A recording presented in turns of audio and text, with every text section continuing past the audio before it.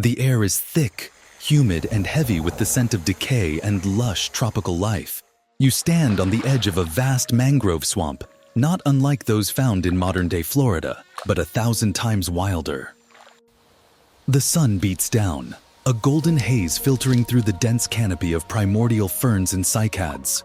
A low, guttural rumble echoes across the water, a sound that vibrates through your very bones, and you instinctively know it's coming from something immense.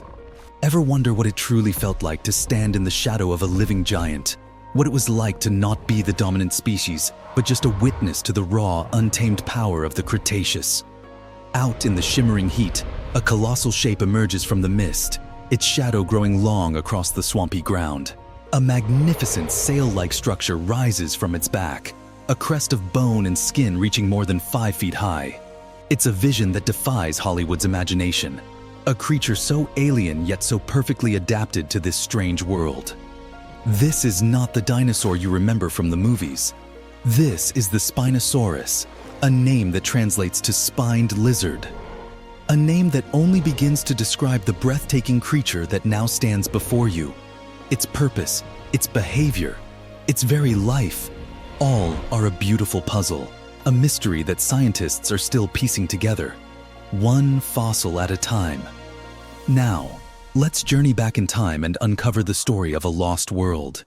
You see its immense bony jaw, a long, slender snout so different from the broad, powerful jaws of its theropod cousins. It's a face built not for crushing, but for something far more specialized. A smile of pure predatory design, you might say, but a smile that reveals a secret about its life you'd never have guessed. You lean in closer, watching as the massive creature's head dips toward the water, its long jaws opening just slightly. You see the teeth now, not the serrated blade-like daggers of a Tyrannosaurus rex, but a row of long conical pegs. They're like fishing hooks, designed for gripping slippery prey rather than tearing flesh from bone. This simple detail tells a story, a narrative whispered across 100 million years. The jaw itself is narrow and elongated, almost like a modern gharial or crocodile, and its tip is adorned with a rosette of interlocking teeth, creating a perfect trap for anything unfortunate enough to be caught in its grip. Its upper jaw is also lined with small pits, which scientists now believe housed pressure sensors, much like those found in crocodiles today. These would have allowed it to detect the smallest of ripples in the murky water, pinpointing the location of unseen fish. A brilliant adaptation, wouldn't you say? It's a jaw designed for finesse, not brute force. This is where Hollywood got it wrong. The movie versions often depict it with a powerful, crushing bite, locked in a land battle with other carnivores. But the fossil record, with its silent, stone-cold testimony, reveals a creature built for the hunt in an entirely different arena.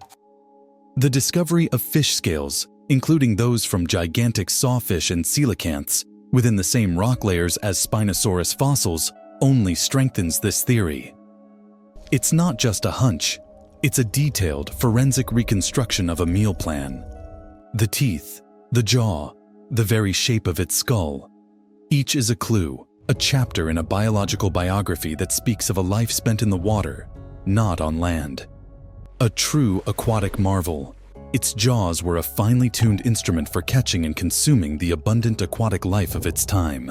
Now step back and take a moment to absorb the world around you.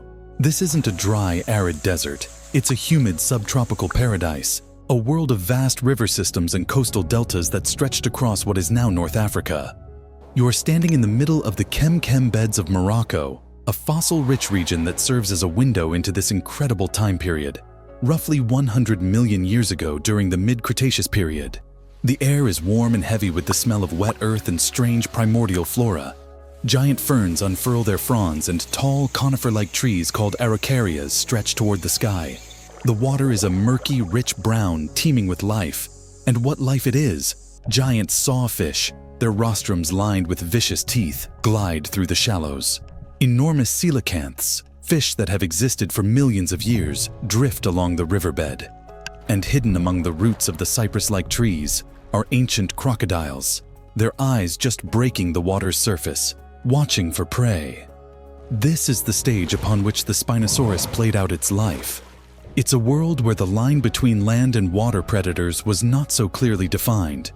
The environment itself suggests that a land-based T-Rex-style predator would have struggled to find consistent prey. The landscape is a mosaic of flooded forests and meandering rivers, not vast plains. It was an ecosystem crying out for a king of the water. This context is everything. It helps us understand why the Spinosaurus evolved its unique features. It wasn't just a random assortment of adaptations. It was the product of an evolutionary arms race that played out in the waterways. It needed to be faster than the giant fish, stealthier than the crocodiles, and powerful enough to dominate its environment. Its very existence is a testament to the incredible power of evolution to perfectly tailor a creature to its specific ecological niche. The scientific debate about how Spinosaurus used its unique body is as captivating as the creature itself. For decades, paleontologists held to the view that it was primarily a land-based predator, just like all the other large theropods. The sail was thought to be a tool for display or thermoregulation. Perhaps it caught the morning sun to warm the creature's massive body, or radiated heat to cool it down. But as more evidence emerged from the fossil record, a new and more thrilling hypothesis began to take shape. This creature, with its gharial-like snout and peg-like teeth, was likely an aquatic ambush predator. It would have waded into the river on its short, powerful legs, its nostrils positioned high on its skull like a crocodile's, allowing it to submerge most of its body while still being able to breathe. It's a beautifully elegant design, a feature that feels both alien and yet so familiar when you compare it to a modern-day reptile. You can almost see it now. The Spinosaurus, patient and silent, half submerged in the murky water, waiting for a giant sawfish to swim past. Then, a lightning-fast snap of its jaws, its conical teeth locking onto the slippery prey. Its short legs and dense bone structure, a recent discovery from fossil analysis, further support this idea. The dense bones would have acted like ballast, giving it stability in the water, a feature seen in penguins and hippos. The idea of a semi-aquatic Spinosaurus completely flips the script on what we thought we knew about large theropods. It's a classic scientific detective story, with each new fossil serving as a fresh piece of evidence that challenges old assumptions and pushes our understanding of the prehistoric world forward. It's a journey of discovery that's both humbling and deeply exciting. As you continue to watch the majestic creature, you can't help but be drawn to its tail. For many years, scientists believed it had a long, whip-like tail, much like a T-Rex or a velociraptor, used for balance or perhaps to lash out at rivals. But a recent, groundbreaking discovery of a new, more complete fossil of a Spinosaurus tail turned everything on its head. The tailbones were not narrow and tapering, but rather tall and broad, forming a giant fin-like paddle. The vertebrae had incredibly long neural spines, almost like the bones of a fish's tail.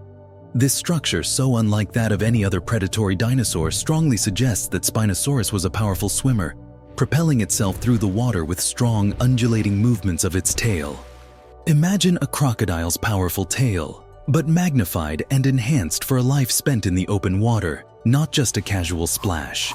This fossil discovery was the final critical piece of the puzzle, confirming what the teeth, jaws, and bone density had already hinted at. Spinosaurus was not just a wader, but a truly aquatic dinosaur. It was a river monster in the truest sense of the word, a creature perfectly evolved to dominate its wet, watery world. The idea is so thrilling, so cinematic, that it's hard to believe it's not a myth. It makes you smile to think that the reality is often stranger and more wonderful than fiction. This new evidence completely reshaped our understanding of its life and its role in the prehistoric food web. It wasn't a land-based hunter that occasionally took a dip. It was a swimming predator that occasionally came ashore. The difference is profound and fundamentally changes our view of this magnificent animal. It's a testament to the fact that the fossil record is an ever-unfolding story, with new discoveries rewriting the old chapters. This new perspective on Spinosaurus as a semi-aquatic predator completely redefines its place in the food web. It wasn't the apex predator of the land, a direct competitor with the likes of Carcharodontosaurus or other large theropods that roamed the riverbanks. Instead, it carved out its own unique ecological niche, becoming the king of the rivers. This specialization meant that its primary rivals and prey were aquatic. It feasted on the massive sawfish and lungfish that populated the ancient waterways, its long, conical teeth a perfect tool for a slippery, fish-based diet. This wasn't an evolutionary arms race fought on dry land with other carnivores. It was a battle for dominance in the water. We have fossil evidence of other large theropods with healed bite marks from rival species. But Spinosaurus's fossil record tells a different story. It was built for hunting its specific prey, not for brawling with its terrestrial cousins. You can almost picture it, a peaceful giant by day, patiently fishing, but a ferocious and unstoppable hunter when it needed to be. This changes its pop culture legacy entirely. It wasn't the T-Rex that swam. It was a magnificent water-based giant, an entirely different kind of prehistoric marvel. The understanding that two massive predators could coexist in the same ecosystem by specializing in different food sources and environments is a beautiful example of ecological harmony, a ferocious harmony, but harmony nonetheless. It's a humbling thought, a quiet moment of awe that these ancient creatures found a way to share a world and thrive in their own unique ways. The story of Spinosaurus is not just about a creature, but about a fossil. Its tale begins over 100 years ago with the German paleontologist Ernst Stromer, who in the early 1900s unearthed a collection of astonishing fossils in Egypt, including the first ever Spinosaurus remains. The sail, the conical teeth, the unique vertebrae, all were carefully documented and housed in the Munich Museum. But then came the tragedy of World War II. In 1944, a bombing raid on Munich destroyed the museum and its priceless collection. The fossils were lost, reduced to rubble, and for decades our understanding of Spinosaurus was based on Stromer's meticulous notes and drawings, a ghost of a dinosaur known only through fragmented memories. For a long time, it was a creature of myth as much as science. You can feel the sense of loss, a history erased by the tides of conflict. But in a twist of fate, the story of Spinosaurus had a new chapter waiting to be written. The fossil hunters of the 21st century returned to the Chem beds, and over time, new, more complete remains were discovered. These new finds, especially the paddle-like tail, have allowed scientists to rebuild the creature not just with bone, but with a new sense of its behavior and lifestyle. This modern-day discovery is a testament to the fact that the Earth is still holding secrets, and every fossil we find is a piece of a magnificent puzzle. The Spinosaurus's legacy in pop culture is now being rewritten, moving from a generic land-based monster to a truly unique and awe-inspiring river king. It's a powerful reminder that our knowledge is always evolving, and what we thought we knew is often just the beginning of the story. The Spinosaurus stands as a symbol of wonder, a humbling reminder of the vast, intricate tapestry of life that once covered our planet. It tells us that sometimes the greatest discoveries are not found in the obvious places, but in the subtle details. A unique tooth, a misplaced nostril, or the shape of a tail.